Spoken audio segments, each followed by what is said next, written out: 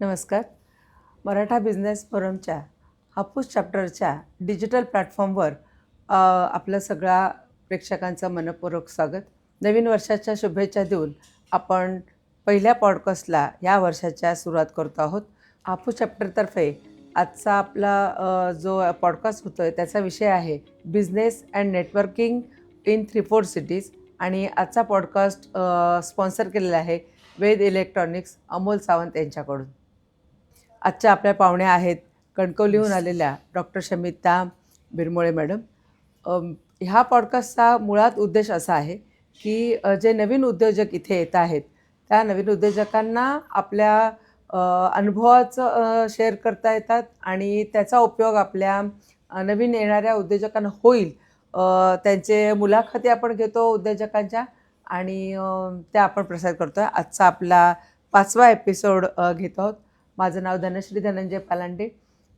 आज आपण ज्या पाहुण्यांचा परिचय करून घेणार आहोत त्यांचा परिचय थोडक्यामध्ये असा आहे की डॉक्टर शमिता बिरमोळे या मुंबई विद्यापीठातून MBBS DGO DA असे त्यांचं शिक्षण झालेलं आहे. त्या प्रसूतीतज्ञ, स्त्रीरोगतज्ञ, प्रजननतज्ञ, भूलतज्ञ, हृदयनिवृत्ती प्रॅक्टिशनर, कोल्पोस्कोपिस्ट आणि गॅयनेकॉलॉजीमध्ये त्यांचं शिक्षण झालेलं आहे. पेल्विक फ्लोअर रिकन्स्ट्रक्शनमध्ये त्यांचा डिप्लोमा झाला आहे आणि IVFमध्ये ICOG फेलोशिप त्यांना प्राप्त आहे. डॉक्टर नमस्कार. आमच्या हापूस चॅप्टरच्या या एपिसोडमध्ये आपलं स्वागत करतो आहोत. डॉक्टर होण्याचं स्वप्न सगळ्यांचंच लहानपणापासून असतं. तुमचं लहानपणापासून ते एवढ्या डिग्र्या घेईपर्यंतचं तुमचा अनुभव काय होता किंवा तुमचा जो प्रवास झाला त्याबद्दल आम्हाला सांगा. प्रथमतः मी आभार मानते MBF रत्नागिरी चॅप्टरचे की त्यांनी मला संधी दिली माझे अनुभव तुमच्याशी शेअर करण्याची. तर थोडक्यात माझं मी इंट्रोडक्शन असं देईन की first as a person I am Shamita Seema Sitaram. Seema is my आईचं नाव, सीताराम माझ्या वडिलांचं नाव. By profession I am a doctor आणि मी MBBS KEM MBBS मी JJमधून केलं. पोस्ट ग्रॅज्युएशन KEMमधनं केलं आणि माझी जर्नी सुरुवात अशी झाली की माझं गाव जे आहे ते इथे सिंधुदुर्गमध्ये नरडवे म्हणून आहे. इट इज देअर आणि born and brought up in Mumbai आहे. तर बेसिकली आपल्याला मे महिन्याच्या सुट्टीत आपण गावी यायचो. सो समहाव निसर्ग was very close to me. आणि त्याच्यानंतर मग जर्नी अशी झाली की जेव्हा माझं पोस्ट ग्रॅज्युएशन झालं की गायनेकॉलॉजिस्ट म्हणून आणि त्याच्यानंतर आय हॅड डिसायडेड की I come to the village, मी गावात जाईन. आणि त्याच्याप्रमाणे मग मी प्रपोजल्स बघितली आणि luckily my husband is surgeon, तर ते पण इथे कोकणातलेच आहेत. So basically is a laparoscopic surgeon from Malvan. आणि मग आम्ही आमच्या करिअरची सुरुवात आपण तिकडनं केली. आणि त्याच्या बरोबरीने काय झालं की जेव्हा मी जर्नी म्हणजे सुरुवात केली की आम्ही निर्णय घेतला की गावात यायचं आहे. तर असं होतं की थोडंसं आमचं आम्हाला बॉन्ड असतो जेव्हा आम्ही गव्हर्मेंट कॉलेजमधनं पासआउट होतो की तुम्हाला 1 वर्षाचं सर्व्हिसेस द्यायचे आहेत. सो मग मी माझ्या गावाच्या इथे चूज केलं because doctor Praveen my husband त्याचं पण मालवण होतं. सो कणकवलीमध्ये आम्ही 1 वर्षाच्या बॉन्डसाठी आलो. आणि थोडक्यात त्याची जर्नी अशी होती की when I enter in Kankavli 25-30 years back, तर तेव्हा ते कौलारू हॉस्पिटल होतं आणि मेणबत्तीच्या प्रकाशामध्ये होतं आणि तिथे काही फार सोयी नव्हत्या आणि तेव्हा चाकरमानी संस्कृती होती. म्हणजे इथे कोणीच कसल्याच ट्रीटमेंटसाठी थांबायचं नाही. जेव्हा कधी पैसे येतील तेव्हा काहीतरी ट्रीटमेंट करायची किंवा ते मुंबईला सतत जायचं. तो हा ट्रेंड होता आणि त्याप्रमाणे मग आमची ती कणकवलीतली एंट्री होती. त्याच्यानंतर थोडासा प्रवास असा थोडक्यात असा झाला की आम्ही 1 वर्ष तिथे काम केलं कणकवलीमध्ये आणि देन वी डिसायडेड की इथे सेटल व्हायला हरकत नाही आहे. आणि त्याच्यानंतर मग आम्ही थोडंसं भाडेतत्वावरती आमची सुरुवात झाली. हे मी का शेअर करते की जर्नी ही ऑलवेज अशी असते फॉर बिगनर्स की तेव्हा आमच्या दोघांचं काही नव्हतं. तेव्हा आमचा पगार 5,000 रुपये होता आणि आम्ही भाड्याच्या घरात राहत होतो आणि माझे वडील पण आई शिक्षक होती, प्रवीणचे वडील पण शिक्षक होते. So we were from a middle class family. आणि आमच्याकडे काय असं पुंजी वगैरे काही नव्हती. So we started with that. आणि ते झाल्यानंतर मग आम्ही 1 वर्षाचं जेव्हा बॉन्ड केलं आणि आम्ही एक भाडेतत्वावर हॉस्पिटल घेतलं, जे पण कौलारू होतं. आणि तिथे आम्ही एका छोट्याशा खोलीमध्ये राहायचो, जिथे टॉयलेट्स वगैरे पण बाहेर होते आणि हॉस्पिटललाच अटॅच एका रूममध्ये आम्ही राहायला सुरुवात केली. आणि we started with 8 cot journey. 8 कॉट्यांच्या हॉस्पिटलमधून आम्ही जर्नी केली. आमचं ऑपरेशन थिएटर तेव्हा छोटं होतं. पण एक होतं की असं काही खूप ठरवलं नव्हतं, पण त्यावेळेला असं होतं की शिकायची खूप आवड होती. आणि त्याच्यामुळे माय हजबंड प्रवीण हा पायोनियर आहे लॅप्रोस्कोपिक सर्जरीमधला. आणि आम्ही आमच्या फील्डमध्ये जे जे नवीन येत गेलं तर ते शिकत गेलो. एक थोडा वेगळा मी माझा एक्सपिरियन्स थोडासा पर्सनल शेअर अशासाठी करेन की मला असं वाटतं की खास नवीन मुलांसाठी की खूप विचार करत राहू नका, प्लॅनिंग करत राहू नका. Just flow with the flow with the nature किंवा जे काय असेल ते. तर थोडक्यात काय झालं की जेव्हा मी माझी जर्नी स्टार्ट केली तेव्हा एक इन्सिडन्स असा आला की तिथे एक गरोदरबाई होत्या डिलिव्हरीसाठी आणि अख्ख्या जिल्ह्यामध्ये कोणी ॲनेस्थेटिस्ट नव्हता. आणि ती एवढं स्क्रीम करत होती आणि बाळ अडलेलं होतं.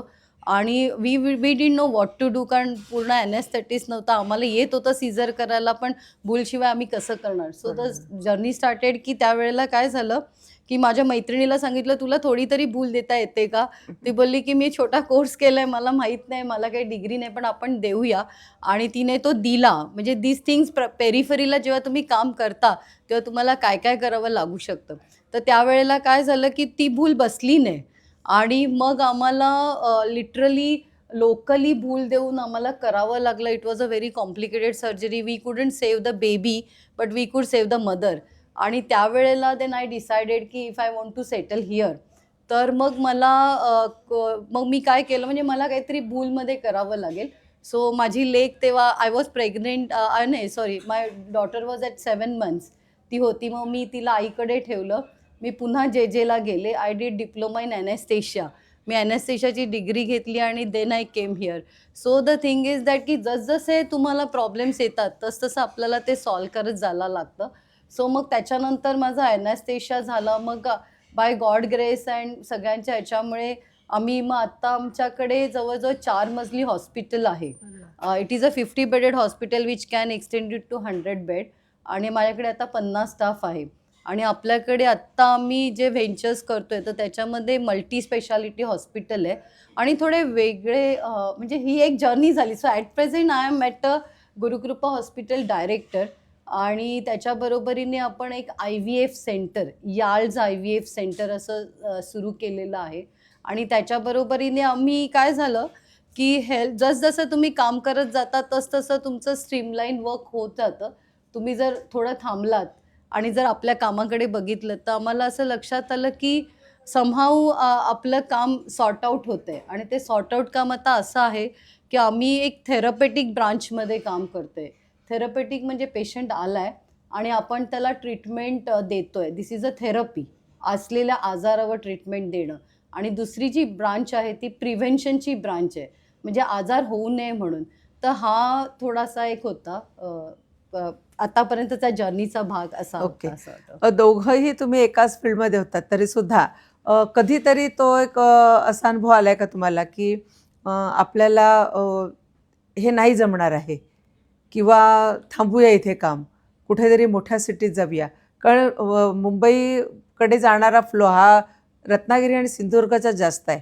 म्हणजे मुंबई ही रत्नागिरी सिंधुदुर्गाच्याच तरुणांनी भरली आहे किंवा लोकांनी भरली आहे असं म्हणायला मग हे काय चूक नाही आहे त्याच्यामध्ये. तुम्हाला कधी असं वाटलं का तिथेच राहून ग्रामीण भागात किंवा ती एक छोटी सिटी आहे किंवा छोटा जिल्हा आहे तरीसुद्धा तुम्ही तुमचा बिझनेस ग्रोथ केलेला आहे, नवीन येणाऱ्या पिढींसाठी तो एक आदर्श आहे तुमचा दोघांचाही, तरीही तुम्हाला आयुष्यात कधीतरी असं एकदा वाटलंय का? बऱ्याच वेळा वाटले. खरं सांगायचं म्हणजे लेट्स म्हणजे उगाच पिक्चर खूप असं गोल्डन करण्यात काही अर्थ नाही आहे. पण त्याचं असं झालं की आत्ता मला असं वाटतंय. हं. कारण आम्ही तेव्हा आत्ता पण मला असं वाटतं की गावात राहताना तुम्हाला जर 24 तास ऑक्युपाय करणारं काम असेल, इफ यू आर बिझी, तर मग तुम्हाला शहराची आठवणच येत नाही. कारण गेली 25-30 वर्ष मला कधी असं आठवणच नाही झाली की आपण जायला पाहिजे. आणि जेव्हा माझी करिअर मी इतर माझ्या कलिगशी कम्पेअर करते who are settle in Mumbai वगैरे, तर we are doing great work. आणि म्हणजे आम्ही तसं करतोय नाही, की खरं आहे. पहिलं आम्हाला दोघांनी असं वाटलं की असं आम्हाला वाटता कामा नये की आम्ही इथे राहिल्यामुळे आम्ही आमच्या फील्डमध्ये काम नाही करू शकत. सो आपला पहिला जो उद्देश होता की इथे पण तेच काम करूया की जे मी मुंबईत असते तर केलं असतं, तर ते आम्ही पूर्ण वेळ करतोय. आणि उलट आम्हाला असं वाटतं की आम्हाला शुद्ध हवा मिळते. आणि माझा जो ट्रॅव्हलिंगचा वेळ होता, उदाहरणार्थ सपोज मी मुंबईमध्ये कन्सल्टंट होते, तर मला 4 हॉस्पिटल फिरावं लागलं असतं. माझा ट्रॅव्हलिंगमध्ये वेळ गेला असता आणि खूप सिलेक्टेड केसेस होत्या. आणि दुसरा जेव्हा मी कंपेअर करते, आणि इट्स ऑल्वेज लाईक दॅट असं मला वाटतं, की लाईफमध्ये खूप 100% पॉझिटिव्ह काहीच नसतं. तुम्हाला पॉझिटिव्ह बरोबर निगेटिव्ह पण एक्सेप्ट करायला करायचंच असतं. म्हणजे I won't call it a negative, पण प्रत्येकाच्या बरोबर काही गोष्टी येणारच आहेत. तर त्याच्यामुळे आम्ही जेव्हा कंपेअर करतो, तर आपल्याला असं वाटतं की गावामध्ये काय आणि शहरामध्ये काय आहे. तर गावामध्ये पहिलं म्हणजे आपली लाईफस्टाईल खूप चांगली आहे. त्याच्यामध्ये मला शुद्ध हवा मिळते. मला जेवण वगैरे इथलं लोकली चांगलं मिळतंय. दुसरं गोष्ट म्हणजे, अजून एक म्हणजे मला कार चांगली फास्ट ड्राईव्ह करायला मिळते, जी मला ट्रॅफिकमध्ये कधीच मिळाली नसती. माय स्पीड इज नेव्हर बिलो 60. तर एवढे छान रोड्स आणि एवढं छान मला माझी कार ड्राईव्ह करता आली नसती मुंबईमध्ये मी असते तर. आणि मला पूर्ण वेळ प्रोफेशनला देता येतोय. आणि त्याच्यामुळे खूप साऱ्या नवीन गोष्टी आम्ही करू शकतो. माझं घर माझ्या हॉस्पिटलच्या बाजूला होतं, त्यामुळे मी फॅमिलीमध्ये लक्ष ठेवू शकले. आणि मला जी टीम मिळाली आहे ती खूप छान मिळाली आहे. सो माणसं पण तिथली मॅटर करतात, की जे खूप असं पैशात नाही मोजत. तर त्या टाईपचं एक चांगलं मिळालं होतं, चांगलं मिळतंय. पण दुसरा जो भाग आहे, की काय मिळत नाहीये. हां. कारण आपण आता इथे गाव आणि 3 टायर सिटी आणि 4 टायर सिटीबद्दल बोलतोय. तर काय मिळत नाही आहे असा जर प्रश्न आला, तर मला असं वाटतं, की तिथे बिझनेस फोरमचं काम आहे, असं मला वाटतं, की जे मला मिळत नाही ते बिझनेस फोरम आपण एकत्र येऊन इथे अचीव्ह करू शकतो का? तर त्याच्यामध्ये आमचा जो सिंधुदुर्ग जिल्हा आहे, त्याचं पॉप्युलेशन फार कमी आहे. हं. सो ओव्हरऑल तिथे कामच कमी आहे पॉप्युलेशन बेस असल्यामुळे.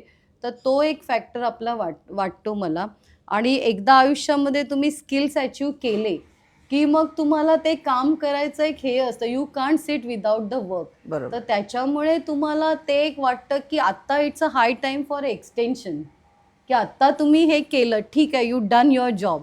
म्हणजे मला असं वाटतं, की आता मला असं वाटतं, की ज्या उद्देशाने मी गावात काम करते, सोशली असेल किंवा गावामध्ये सर्व्हिसेस देणं, तर आता माझ्याबरोबरचे खूप सारी नवीन पिढी तिथे आलेली आहे, गायनेकॉलॉजिस्ट. तर आता बाबा मी तिथे काम करायला पाहिजे. आत्ताच मगाशी मी तुम्हाला उदाहरण दिलं, की भूल देणाऱ्या डॉक्टरांचा प्रॉब्लेम. आत्ता माझ्याकडे 5 ॲनेस्थेटिस्ट आहेत. आत्ता मला भूल नाही द्यायला लागत आहे. पण आता I have a people. So जे काम इतर लोकं करतात ते मी करण्यात काही पॉइंट नाही. So I have to move ahead. So ते मूव्ह अहेडच्या दृष्टीने आपण थोडंसं खूप सारे काही गोष्टी करू शकतो. आणि जस्ट थोडक्यामध्ये गावात आम्ही काय केलंय ते मी सांगते. तर आमचे उद्देश काय आहेत हेल्थ रिलेटेड. तर मगाशी मी म्हटलं, की थेरपेटिक हा जी ब्रांच आहे आपली, की उपचार देणं. तर आमचा असा उद्देश आहे, की ग्रामीण भारत आणि शहरी भारत ह्याच्यामध्ये जी दरी आहे, तफावत आहे, आरोग्य ॲटलीस्ट माझ्या क्षेत्राबद्दल मी बोलू शकते. तर आरोग्य क्षेत्रात जे आहे, तर गावातल्या महिलेला किंवा माझ्या बंधूंना तेवढ्याच प्रकारची क्वालिटी ट्रीटमेंट तिथे मिळाली पाहिजे. सो आम्ही आता काय करतोय, की जर समजा एखाद्या स्त्रीला जर एखादं ऑपरेशन लागलं, तर उदाहरणार्थ आमचं सपोज गर्भाशय काढायचं ऑपरेशन असेल, तर पहिलं आमची मोहीम आहे, की गर्भाशय वाचवा. मी बरोबर. ऑपरेटिंग सर्जन आहे, पण तरीसुद्धा मी असं म्हणते, की गर्भाशय वाचवा ही आमची एक मोहीम आहे. आणि ज्याच्यामध्ये आम्ही लोकांना सांगायचा प्रयत्न करतोय, की तुम्ही आधी या, मग तुम्हाला ऑपरेशन लागणार नाही. पण जर समजा ऑपरेशन तिला लागलंच करायला, तर मग मी टाक्यांच्या ऐवजी ओपन ऑपरेशन करायच्या ऐवजी मी दुर्बीणचं करेन. कारण माझ्या शेतकरी महिलेला उद्या जाऊन शेतामध्ये काम करायचंय, गुरं सांभाळायची आहेत. त्यामुळे खरी गरज जर असेल, तर ती तिला आहे, की ज्याच्यात लॅप्रोस्कोपीने, दुर्बीणने ऑपरेशन होतं आणि पेशंट 3ऱ्या-4थ्या दिवशी काम करू शकतो. बरोबर. शहरातल्या लेडीजना बसावं लागतं. सो बेसिकली आम्ही ऑल टाईपच्या ज्या एंडोस्कोपीज आहेत, एंडोस्कोपी म्हणजे शरीरातील आतील भाग दुर्बीणने बघणं असू दे, all type of advance sonographies आहेत. त्याच्यानंतर आपल्याकडे स्टोनचे ऑपरेशन्स वगैरे आहेत, ऑप्थाल्म आहेत. तर ह्या सर्व ज्या आहेत ते एकदम ॲट पार मुंबईच्या किंवा पुण्याच्या सारख्याच मिळाव्यात. जस्ट बिकॉज आम्ही ते लोक गावी राहिले म्हणून त्यांना ह्या हेल्थ सर्व्हिसेस नाही मिळणार, असा आमचा एक उद्देश आहे. त्याच्यात आम्ही आणि काही प्रयोग करतो आहे की आम्ही एक टीम डॉक्टरांच्या प्रोजेक्टमध्ये काम करतो आहे. ह्याच्यामध्ये आम्हाला असं म्हणायचं आहे की आत्ता आमच्याकडे सुपर स्पेशालिस्ट येत आहेत. आता माझ्याकडे जवळजवळ 20 डॉक्टर व्हिजिटिंग आहेत आणि त्याच्यामध्ये स्पेशालिस्ट आहेत आणि सुपर स्पेशालिस्ट आहेत. आता मला सांगा की जर माझ्याकडे सुपर स्पेशालिस्ट येणार असेल की ज्यांनी आयुष्यातील 20 वर्ष शिकायला घालवली, लिटरली तुम्हाला माहिती आहे डॉक्टरांचे शिकणं, आणि त्याला जर पेशंट नाही मिळाले आणि आम्ही काय करतो आहे की त्यांच्या सर्व्हिसेस मॅक्झिमम 500मध्ये द्यायचा प्रयत्न करतो आहे, सो दॅट माझ्या गावातल्या लोकांना पण ॲफोर्ड होईल. पण जर त्यांना काम नाही मिळालं तर पुन्हा तो गावात थांबणार नाही, तो निघून जाईल निघून की मी जाणार. गावात आलो, मला काम नाही. सो बेसिकली आम्ही आमचं जे इन्फ्रास्ट्रक्चर आहे ते ॲडव्हान्स तर आहेच, पण त्याच्याबरोबर डॉक्टर्सना एकत्र आणून गावातल्या लोकांना त्या सर्व्हिसेस देता येईल का बघतोय, नंबर 1. नंबर 2चा आम्ही प्रोजेक्ट असा करतोय की तिकडे आपल्याला टीमबरोबर ती जे पेशंटला म्हणजे अफोर्डेबल बनवणं. तर आमचा मेन उद्देश आहे की आता आपण जे कॉर्पोरेट हॉस्पिटल वगैरे बघतोय, जी ट्रेंड आहे, तर ती सामान्यांना परवडणारी नाही आहे बरोबर. आणि गावातल्यांना तर बिलकुलच नाही आहे. तर आम्ही असं प्रोजेक्टमध्ये काम करतोय की मी माझ्या पेशंट्सना अफोर्डेबल सर्व्हिसेस देऊ शकते का. त्याच्यातले 2-3 प्रयोग मी केले ते मी सांगते की लेस व्हिजिट. माझा जर पेशंट देवगड किंवा मालवणवरून 80 किलोमीटर ट्रॅव्हल करून येणारा असेल, तर आम्ही आता काय करतोय की त्याच्या पुढच्या महिन्याची ट्रीटमेंट आधीच प्लॅन करून देतोय. बरं बरं. कारण मी जेव्हा मुंबईत फेलोशिप केलेली, तर तेव्हा आमच्या IVFमध्ये अल्टरनेट डे बोलवायचे की बीज तयार होतं का बघायला. पण आम्ही आमच्या व्हिजिट्स खूप कमी केल्या आहेत, नंबर 1. नंबर 2, आम्ही काय करतोय की आपले जे पेरिफरीचे डॉक्टर्स आहेत, जे फॅमिली फिजिशियन्स आहेत, तर त्यांना शिकवून कमीत कमी वेळात ते आमच्याकडे येतील. पण अदरवाईज बाकीची जी ट्रीटमेंट आहे लेव्हल 1ची, तर ते पेरिफरीचे डॉक्टर मॅनेज करतील का. तर या पद्धतीने एक हेल्थमध्ये आम्ही स्ट्रक्चर फॉर्म करायचा प्रयत्न करतो की उठल्या सुटल्या त्यांना मोठ्या हॉस्पिटलला यायची गरज नाही. बरंचसं काम गावातला डॉक्टर बनेल. तो फक्त मला जेव्हा जेव्हा आम्हाला त्याला गरज आहे मोठ्या तपासाची, तर ते आम्ही करू, असा एक आहे. आणि व्हिडिओ कन्सल्टेशन आहे. आपल्याला आता जी टेक्नॉलॉजी आहे तर ती वापरून आपण त्या करू शकतो का. तर बरोबर. अशा टाईपचे आहेत. आणि दुसरं आम्ही अजून एक करतोय की कुठले तपास मला कमी खर्चात जास्त रिझल्ट देतील, तर ह्याच्यामध्ये आम्ही काम करतोय. अच्छा. आणि जी 25-30 हजारचे दुर्बीणचा तपास आहे, तो मी 5,000मध्ये आम्ही करायचा प्रयत्न करतोय. आणि मेन उद्देश हाच आहे की आपल्याला जे लिव्हिंगची जी कॉस्ट वाढते, मला असं वाटतं की जास्त त्याचं प्रेशर आहे ना, ॲक्च्युली मी बोलेन सोशली पण, कारण का की अल्टिमेटली ते इट हॅपन्स आणि कनेक्ट द डॉट्स करावे लागतात. तर माझ्या पुरुष बंधूंसाठी मी बोलेन की आजकाल जो खर्च वाढलेले आहेत सगळ्याचेच, हेल्थचा आहे, आपल्या लिव्हिंगचा आहे, तर त्याचा जास्ती त्रास पुरुष बंधूंना होतो. कारण ब्रेड विनर ते आहेत, कुटुंब चालवतात ते. त्यामुळे कुटुंबाचेच खर्च जर इतके आले, तर आपली मुलं काय आयुष्यभर ते खर्चच मॅनेज करत बसणार का फॅमिलीचे. सो आपण मिनिमलायझेशनवरती बोलतोय. तर मिनिमलायझेशन म्हणजे तुम्ही कमीत कमी गरजांमध्ये राहू शकता का. म्हणजे मग तो आपण जेव्हा आपण एक आनंदाने जीवन जगू, तर हे प्रेशर नाही राहणार की मला इतकं कमवायचं आहे, माझं एज्युकेशन इतकं महाग आहे. आणि सॉरी टू से, एज्युकेशनचे खर्च पण अवास्तव आणि अति झालेले आहेत आणि खरं जीवन वेगळंच आहे. तर त्याच्यामुळे कुठेतरी आपल्याला असं मला वाटतं की आपण जर मराठा बिझनेस फोरममध्ये काम करत असू आणि आपण शिवरायांचे ऑल साडे वंशज असू, तर मग आपल्याला रिअली जीवनाला आपल्या दृष्टीने बघावं लागेल, ना की कोणीतरी एक सिस्टीम सेट करते आणि मी त्याला ब्लाइंडली फॉलो करते. तर त्याच्यामुळे मी माझ्या क्षेत्रामध्ये तरी आम्ही असं करतोय की कमीत कमी तपास, कमीत कमी व्हिजिट, कमीत कमी चार्जेस आणि त्याच्यामध्ये पेशंटला बेस्ट रिझल्ट देणं. तर that is what we are trying in the rural area with all the doctors. आणि त्याच्यामध्ये तुम्हाला रेफरन्सेस, पेशंट मिळणं त्या डॉक्टरना, तर या दृष्टीने आपले काही प्रयोग तसे चालू आहेत. नाही, तुमचे विचार खूपच छान आहेत. मागे बोलता बोलता आपण एकदा बोललो होतो, मेडिकल इंडस्ट्रीच आहे जवळजवळ, तोही बिझनेसचा एक मोठा पार्ट आहे, भाग आहे म्हटलं तरी चालेल. तरीसुद्धा तुमच्या डोक्यामध्ये सर्वोदयची कल्पना कुठेतरी शिजते आहे. ओके. त्याचं ॲक्च्युली त्याचं इम्प्लिमेंटेशन झालं आहे का, तुमचा विचार आहे का, किंवा काय, त्याबद्दल आम्हाला थोडक्यात माहिती द्या. ओके. सॉरी, पहिलं मी थोडंसं थोडंसं वेगळं बोलेन. We treat as a health service, not as a industry. म्हणजे हेल्थ सर्व्हिस इंडस्ट्री असं मी बोलेन, मध्यम मार्ग.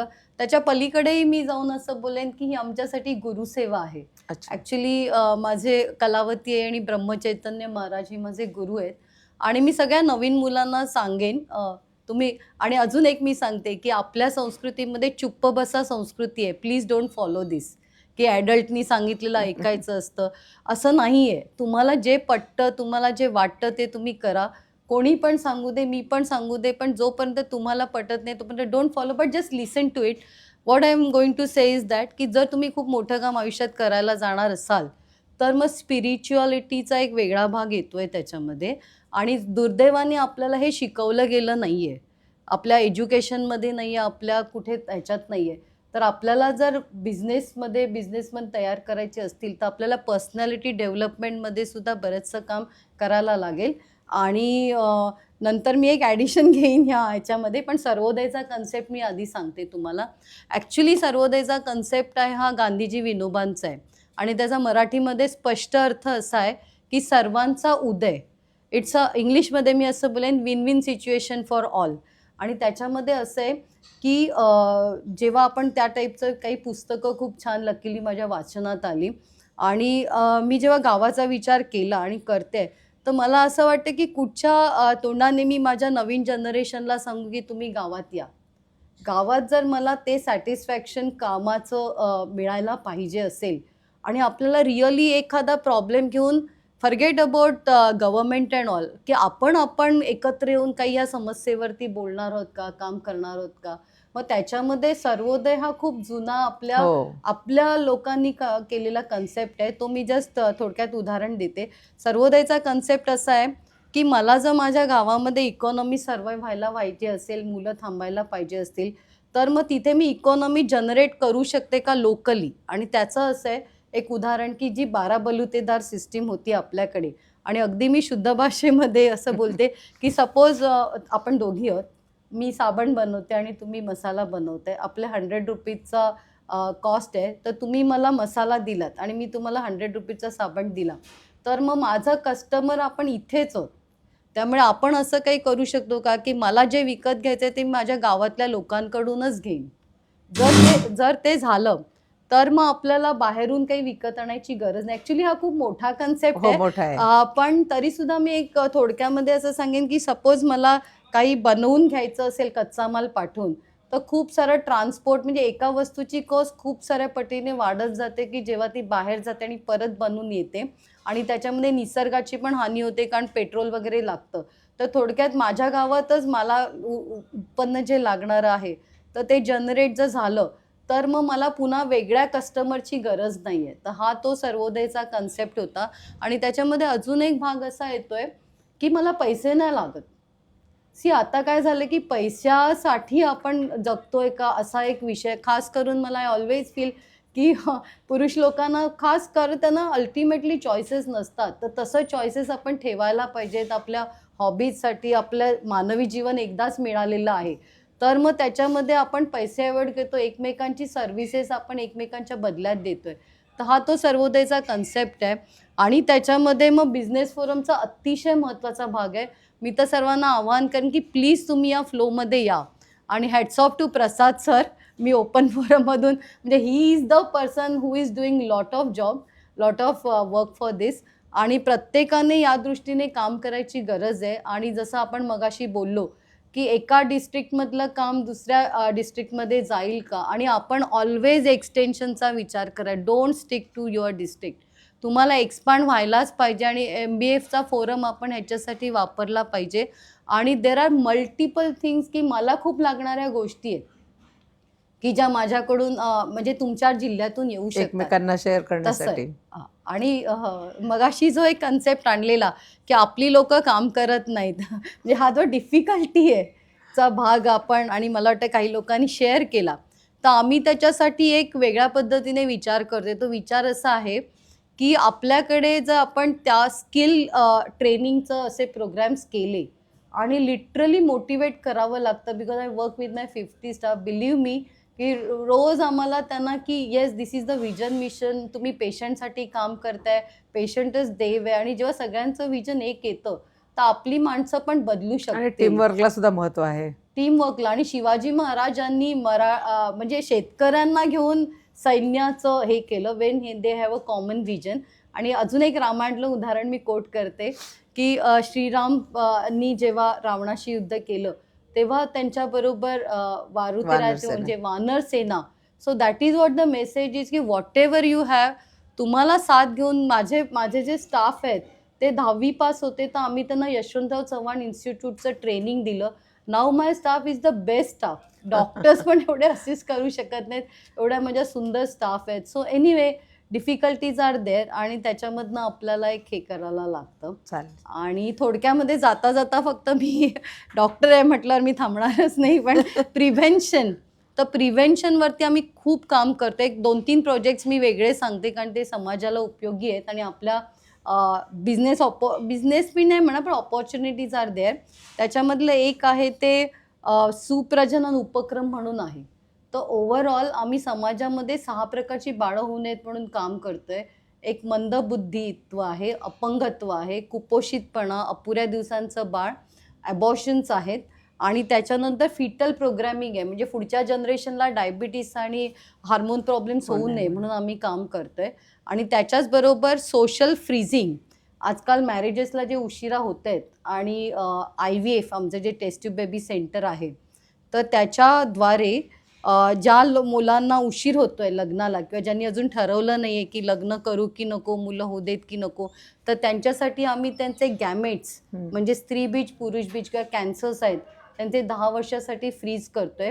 आणि जसं मी म्हटले की आपल्याला हेल्थ सर्व्हिसेस अफोर्डेबल, म्हणजे समाजामध्ये पैसा खूप लागतो हेच आपल्याला काढून टाकायचं आहे. सगळं व्यवस्थित होऊ शकतं. एक तर आपण आजारी नाही पडायला पाहिजे, पडलो तर कमी ह्याच्यामध्ये करू, अर्ली डायग्नोसिस. आणि शेवटचं म्हणजे त्याच्यामध्ये आपण असं करतोय की IVF पण जे आहे आपलं तर ते आम्ही अफोर्डेबल कॉस्टला आणायचा प्रयत्न करतो. आणि बिलीव्ह मी की आम्ही मल्टिपल लेवल्सला काम करतोय. आणि आम्हाला असं वाटतं की हेल्थ सर्व्हिसेस आपण खूप रिझनेबल लोकांना अफोर्डेबल करू. आणि ओव्हरऑल तुमच्या सर्वांचे मला आशीर्वाद आणि नक्कीच हे नक्कीच लागतीलच. नक्कीच नक्कीच तर असा थोडासा हे नक्कीच होता. तुमचा एकंदर सगळा जीवन प्रवास बघायला गेलं तर मोठ्या सिटीजना लाजवेल अशा पद्धतीचा तो आम्हाला तरी आत्ता लक्षात आलेला आहे. एका छोट्या जिल्ह्यामध्ये राहून सुद्धा तुम्ही खूप जास्त काही करता आहात आणि ते सुद्धा रुग्णसेवा म्हणून करता आहात. सेवा म्हणून करतात हे सगळ्यात मोठं आहे. ॲज अ बिझनेसमॅन म्हणून सुद्धा तुम्ही एक यशस्वी झालेला आहात. आमच्या रत्नागिरीला तुम्ही आज आलात, पॉडकास्टमध्ये आज तुम्ही मुलाखतीला तयार झालेला आहात. रत्नागिरी हापूस चॅप्टरतर्फे मी तुमचे खूप खूप आभार मानते धन्यवाद. आणि धन्यवाद. धन्यवाद.